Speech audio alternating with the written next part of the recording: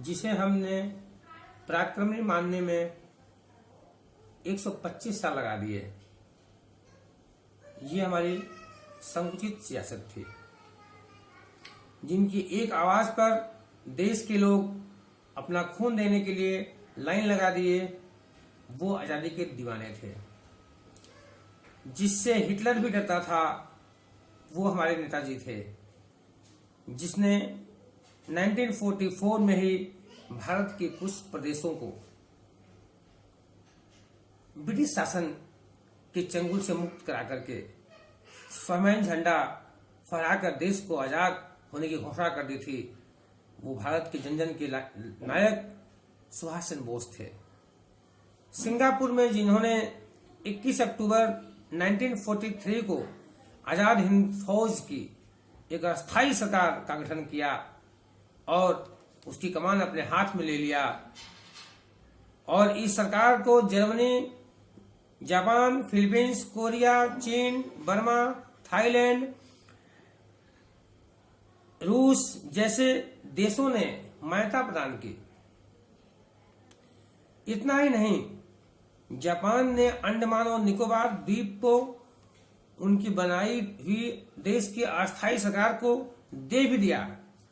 वो हमारे दिलों के लाडला बोस बाबू थे, और उसी सरकार को मानने के लिए हमारे देश ने इनकार कर दिया था।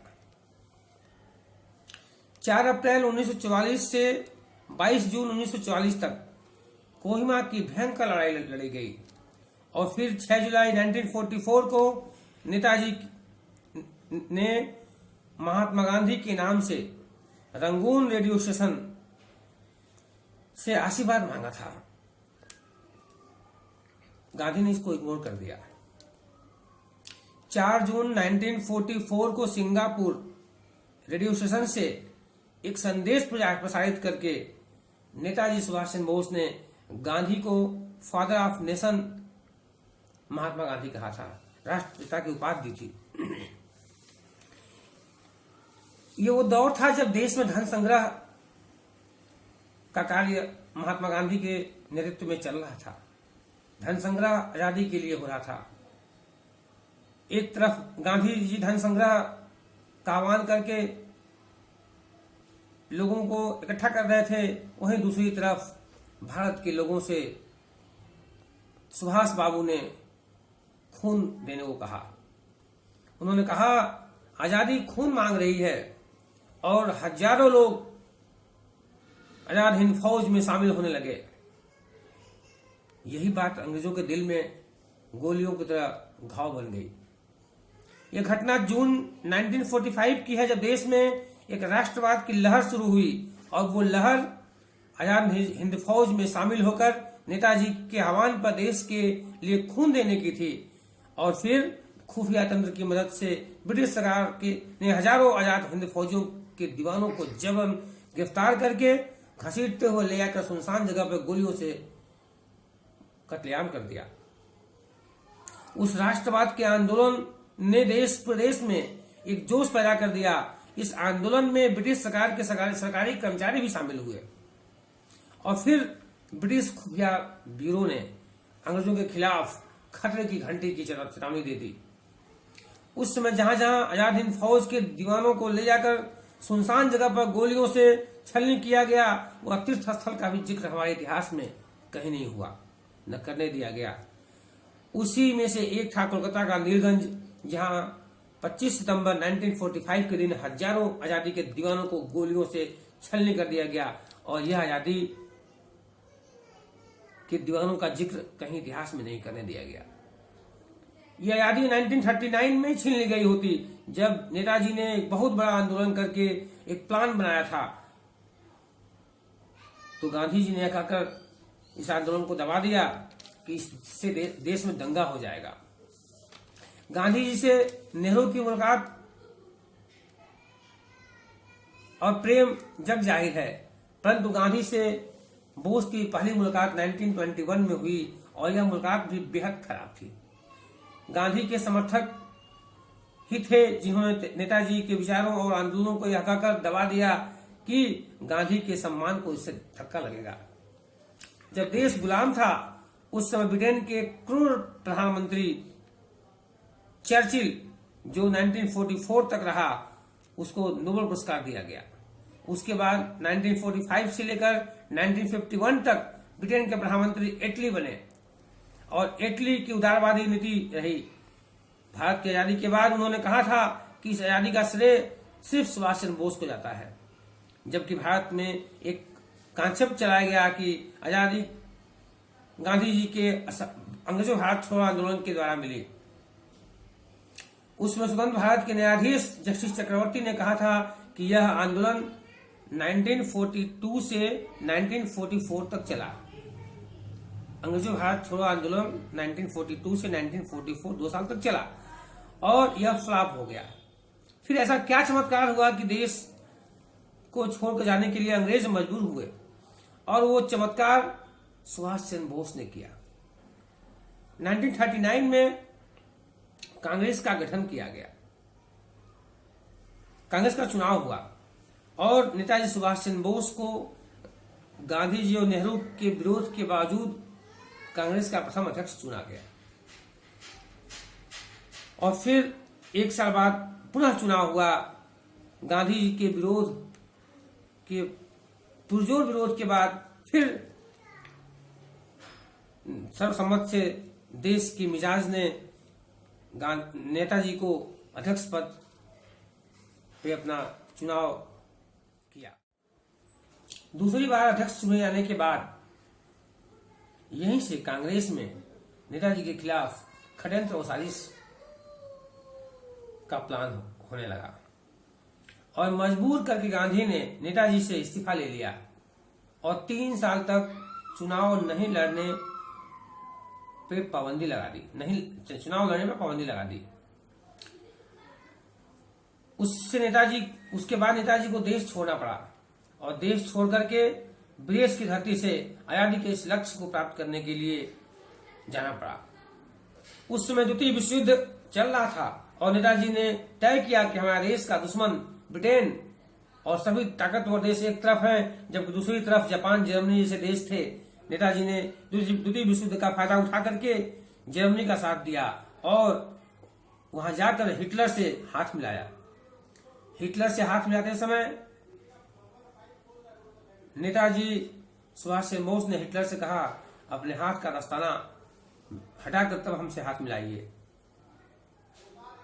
हिटलर को दस्ताना हटाना पड़ा। हटा करके सुभाष चंद्र बोस से गले लगाया और हिटलर ने पूछा, ऐसा क्यों कहा आपने? सुभाष चंद्र बोस ने कहा, हम नहीं चाहते कि हमारे जिससे हम दोस्ती करें उसके बीच में कोई दीवार हो। हिटलर सुभाष चंद्र बोस से डरता था। हिटलर ने सुभाष चंद्र बोस से मिलने से पहले अपने कई हमशक्ल को उनसे मिलने के लिए भेजा, क्योंकि उसे जान माल को खतरा था। द्वितीय विश्व युद्ध के दौरान कई सारे हमशक्ल सुभाष चंद्र बोस से मिलने के लिए आए। सुभाष चंद्र बोस ने उनसे कहा, जाओ, हिटलर से मुझे मिलना है, तुमसे नहीं। हमशक्ल चले आते थे। फिर दूसरा हमशक्ल आता था हिटलर का, कहता था, हेलो सुभाष चंद्र बोस। सुभाष चंद्र बोस कहते थे, जाओ हिटलर को भेजो। सब दंग थे कि कैसे जान रहे हैं कि असली हिटलर मैं नहीं हूं। आखिरी में एडोल्फ हिटलर जब मिलने आया तो उसने नेताजी सुभाष चंद्र बोस के कंधे पे हाथ रखा। सुभाष चंद्र बोस ने कहा, hello Hitler, I am Subhash from India. Hitler ने पूछा, कैसे जाने आप कि मैं असली हिटलर हूं? सुभाष चंद्र बोस ने जो जवाब दिया, का इस दुनिया में केवल हिटलर ही यह हौसला हिम्मत कर सकता है जो सुभाष चंद्र बोस के कंधे पे हाथ रख सके। इस दुनिया में और दूसरे की इतनी ताकत नहीं है, इतना हौसला नहीं है जो सुभाष चंद्र बोस के कंधे पे हाथ रखे। उसके बाद हिटलर सुभाष चंद्र बोस का दोस्त हो गया। द्वितीय विश्व युद्ध के दौरान ताकतवर देश एक तरफ थे जर्मनी, जापान और इटली जैसे छोटे देश थे और जर्मनी की हार हुई। जर्मनी की हार के बाद 18 अगस्त 1945 को मंचूरिया की ओर जा रहा एक विमान जिसमें नेताजी भी बैठे हुए थे लापता हो गया और उसके बाद वो कभी नजर नहीं आया। हालांकि इस घटना का रहस्य अभी भी बरकरार है। मॉस्को में रामकृष्ण मिशन के मुखिया स्वामी ज्योतिरूपानंद ने उस समय नेहरू की बहन विजयालक्ष्मी पंडित से, जो उस समय भारतीय दूतावास रूस में राजदूत थीं, उनसे कहा था कि रूसी अधिकारियों ने सुभाष को कैद कर लिया है और विजयलक्ष्मी को एक छेद से सुभाष चंद्र बोस को दिखाया भी गया। नेहरू की बहन ने इसकी जानकारी भारतीय सरकार को, तत्कालीन सरकार को दी, पर तत्कालीन सरकार ने उसमें चुप्पी साध ली और विजयलक्ष्मी से कहा इस खबर से हिंदुस्तान में तहलका मच जाएगा, इस खबर का जिक्र किसी से मत करना। नेहरू ने उनको कुछ भी कहने से मना कर दिया। और वहीं दूसरी तरफ 26 सितंबर 1945 के दस्तावेज और 11 दिसंबर 1947 के सीक्रेट सर्विस रिपोर्ट के आधार पर यह कहा जा रहा है कि युद्ध अपराधी के रूप में 1945 में फ्रांस और ब्रिटेन के कस्टडी में नेताजी चले गए, क्योंकि ब्रिटेन ने जर्मनी में भी सीक्रेट एजेंट लगा दिए थे इनके खुफिया के लिए। उस समय ब्रिटेन के तत्कालीन गृह मंत्री मडी ने युद्ध अपराधी के रूप में तमाम परिभाषाएं, तमाम सारे नियम खंगालने की कोशिश की, लेकिन बोस बाबू उस अपराध में फिट नहीं हो पा रहे थे। उनके सहयोगियों ने कहा कि हम अगर इंडियन नेशनल लीग पर मुकदमा चलाते हैं तो इसका परिणाम गंभीर होगा, क्योंकि बोस उसमें कहीं भी फिट नहीं है। और अंत में 18 अगस्त 1945 में दावा किया गया कि उनकी मृत्यु हो गई। नेताजी की मृत्यु इस दुनिया का सबसे बड़ा रहस्य अभी भी है।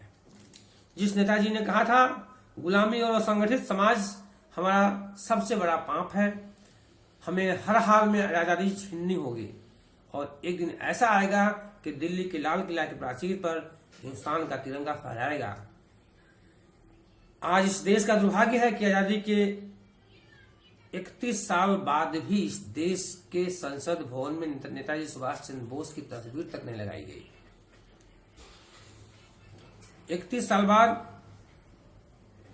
1978 में जब मोरारजी देसाई इस देश के प्रधानमंत्री बने तो उन्होंने संसद भवन में नेताजी सुभाष चंद्र बोस की तस्वीर लगाई।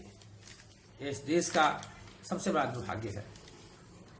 आज इतने सालों के बाद इस देश की सरकार ने नेताजी सुभाष चंद्र बोस का जन्म 23 जनवरी को पराक्रम दिवस के रूप में मनाने का निर्णय किया है और हम 125वीं जन्मदिन मना रहे हैं नेताजी का।